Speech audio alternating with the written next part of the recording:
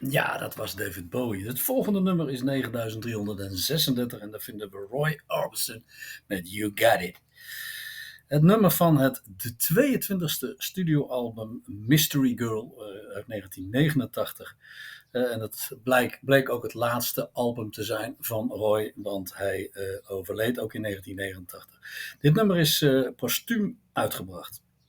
Het werd nummer 9 in de Billboard en het is geschreven door Tom Petty en Jeff Lynne. En dat kun je ook wel heel goed horen.